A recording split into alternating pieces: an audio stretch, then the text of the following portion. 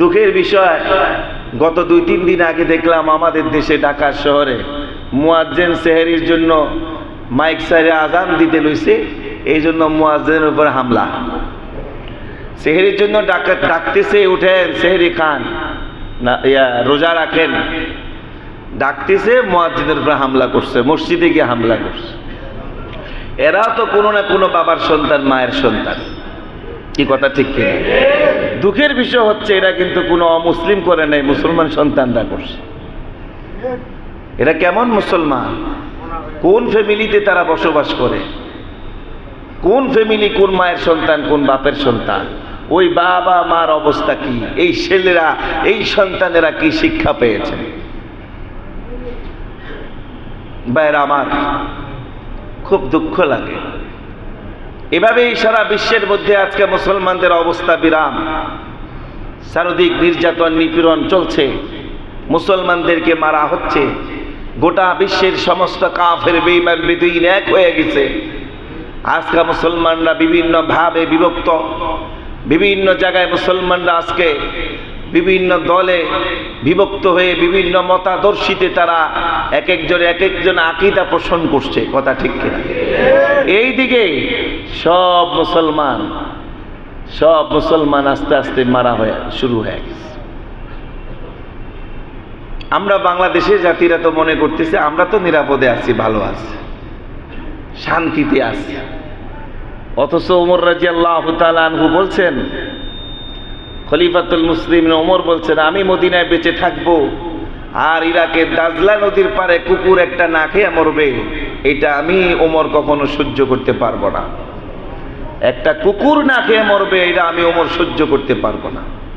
আমি দুনিয়াতে বেঁচে থাকবো, আমার একটা মুসলমান ভাই বেঈমানের হাতে মাইর খাওয়া তো দূরের কথা, আমার একটা মুসলমান ভাই না খেয়ে মরবে, এটা আমি সহ্য করতে পারবো না।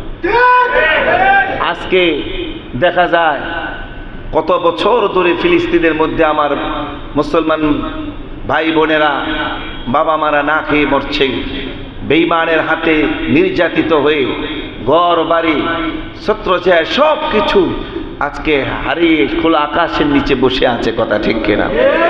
আমরা এক একটার পর এক একটা আজকে আমরা ইফতার প্রোগ্রাম করছি, আনন্দ করছি। মুরগি না হলে ইফতার হয় না, টিকা না হলে ইফতার হয় না, গরুর গোশত আনো, খাসির গোশত আনো, অমুক আনো, তমুক আনো, এক একজন 10-15 পদের আইটেম নিয়ে আজকে ইফতার করছি, খানা খাচ্ছি। অথচ আমরা মুসলমান, আমাদের মুসলমান মা বোনেরা, ভাইয়েরা আজকে না খেয়ে তারা রোজা রাখতেছে। কথা ঠিক কিনা? যেই ফিলিস্তিন আজকে মুসলমানরা মার খেয়েছে, মুসলমান ইতিহাস তো জানেন না, গবেষণাও করেন না। গেল 17ই রমজান বদরের প্রান্ত ছিল, সেই ঐতিহাসিক বদর ছিল। রাসূল পাক সাল্লাল্লাহু আলাইহি ওয়াসাল্লাম সর্বপ্রথম বেঈমানের বিরুদ্ধে যে যুদ্ধ করেছেন, সেই যুদ্ধের নাম কি? বদরের যুদ্ধ। বলেন কি যুদ্ধ? বদরের যুদ্ধ 17ই রমজান ছিল। বদরের যুদ্ধে 17ই রমজানের আল্লাহর রাসূল 313 জন নিয়ে মক্কা থেকে প্রায় 250 মাইল দূরে গিয়া সেই আবু জাহেল, কুখ্যাত আবু জাহেল, আবুল আহাব, উতবা, শাইবার সাথে যুদ্ধ করেছেন। এই যুদ্ধে আল্লাহর রাসূল বিজয় লাভ করেছেন। আল্লাহর রাসূলকে সরাসরি আল্লাহ পাক 2000 ফেরেশতা আকাশ থেকে অস্ত্র শস্ত্র নিয়ে পাঠায়া রাসূলের সঙ্গী বানিয়ে কাফেরদের বিরুদ্ধে যুদ্ধ করাইছেন। জান বদরের প্রান্তে এবার আমি গিয়েছি, ভিডিওতে দেখবেন, যেই পাহাড়ে জিব্রাইল ফেরেশতা নিয়ে যেই পাহাড়ে নামছে, আকাশ থেকে অস্ত্র তলোয়ার নিয়ে নামছে, কাফেরদের সাথে যুদ্ধ করেছে, সেই পাহাড়টা পাথরগুলো ধুলা বালুতে রূপান্তরিত হয়ে গেছে। ইউটিউবে সার্চ দিবেন জাবালে মালাইকা, জাবালে মালাইকা মানে ফেরেশতাদের পাহাড়। এই পাহাড়ে নামছেন বদরের মাঠের পাশেই। এই পাহাড়টা এখনো আছে, 1500 বছর ইতিহাস ধরে রাখছে, কিয়ামত পর্যন্ত থাকবে। সেই বদরের প্রান্তে এই বেঈমান ইহুদিরা, এরা দেখলো যে আমরা সর্বপ্রথম পরাজিত হয়েছি মুহাম্মদের হাতে। এই দিনে, এই 17ই রমজানে, এটার মাসুল নেওয়ার জন্যে সেই 17ই রমজান দিবাগত রাত্রে সেই ফিলিস্তিন জেরুজালেমের মধ্যে ইসরায়েল বোমা মেরে প্রায় 400-এর অধিক আমার মুসলমান মা বোনদেরকে হত্যা করে ফেলেছে। কথা ঠিক কিনা? আজকে আমরা ঘুমাচ্ছি আর খাইছি, আরাম করছি, সুখে শান্তিতে বসবাস করছি। বহির্বিশ্বে মুসলমান আজকে মাইর খাচ্ছে, নির্যাতিত হচ্ছে। কথা ঠিক কিনা?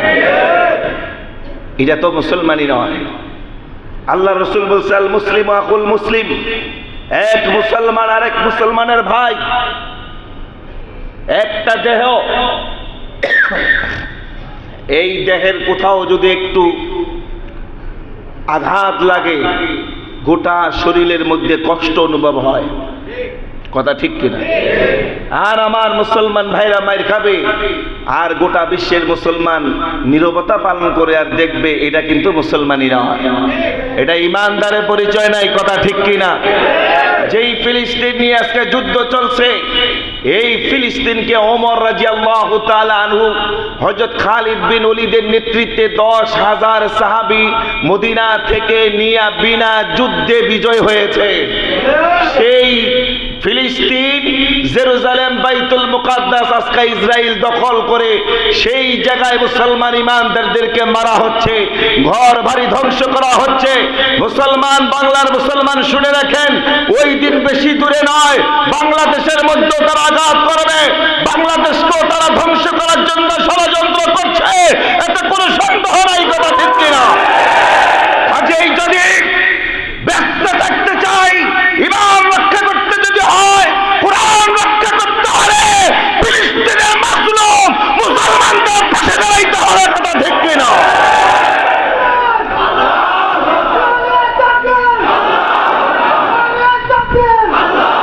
ভাইরা আমার শুনেন, আজকা থেকে প্রস্তুতি নেবেন, দৃঢ় প্রতিজ্ঞা করবেন, হয়তোবা আমি দেখব না, আমার হায়াতে কুলাবো না, আমি আমার বংশের মধ্যে কমসে কম একজন সালাউদ্দিন আইয়ুবী সন্তান বানিয়ে যাব, আমি আমার বংশের মধ্যে একজন মুহাম্মদ বিন কাসেম বানিয়ে যাব, আমি আমার বংশের মধ্যে একজন মোল্লা ওমর বানিয়ে যাব, আমি আমার বংশের একজন উসামা বিন লাদেন বানিয়ে যাব।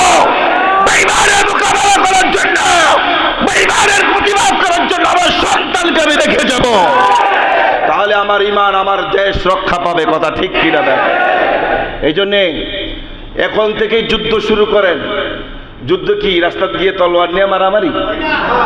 যুদ্ধ হলো সমস্ত ইসরায়েলি পণ্য বয়কট করবেন, বেঈমানদের সমস্ত পণ্য বয়কট করবেন, প্রয়োজনে না খেয়ে থাকবেন, প্রয়োজনে প্রয়োজন নাই, আবার প্রয়োজন হয়েছে আমি ব্যবহার করব না, আমার মুসলমান ভাইদের পণ্য পাইলে সেটা ব্যবহার করব, কোন বেঈমানের পণ্য আমি ব্যবহার করব না।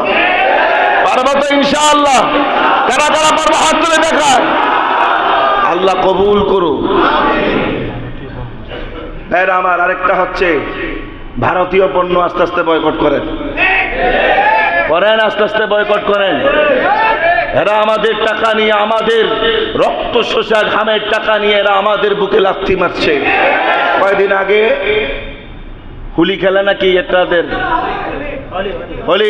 হোলি খেলার মধ্যে দেখেছেন ভারতের মুসলমানদেরকে মারা হয়েছে, মসজিদ ভাঙ্গা হয়েছে, বোরকা পরা আমার বোনদের গায়ের মধ্যে এরকম ভাবে রং মেলানো হয়েছে, মুখের মধ্যে হিজাব খুলে রং মেখে দেওয়া হয়েছে।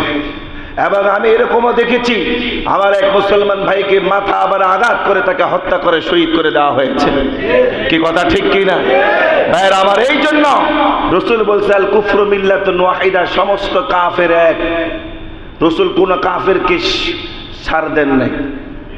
৬৩টা যুদ্ধ করছেন, ২৭টা যুদ্ধে নিজে নেতৃত্ব দিয়েছেন। সুবহানাল্লাহ। ২৭টা যুদ্ধে রসুল নিজে সেনাপতি ছিলেন, স্বয়ং মাঠে ছিলেন। শুধু ইসলাম ঘরের মধ্যে নয়, ইসলাম শুধু মসজিদে নয়, ইসলাম শুধু দাওয়াতুত তাবলীগের মধ্যে নয়, ইসলাম শুধু পীর মুরিদি খানকার মধ্যে নয়, ইসলাম টিকাইতে হলে যদি মাঠে নামতে হয়, ইমানি শক্তি নিয়ে মাঠে নামা ইসলাম, দ্বীন কায়েম করার নাম ইসলাম, রাষ্ট্রের মধ্যে ইসলাম প্রতিষ্ঠা করার নাম হচ্ছে ইসলাম। কথা ঠিক কিনা? এই জন্য সব জায়গায় ইসলাম প্রয়োগ করতে হবে। রাজি আছি তো ইনশাআল্লাহ? আল্লাহ পাক বুঝার তৌফিক দান করুন। ২ নম্বর হলো এতেকাদ।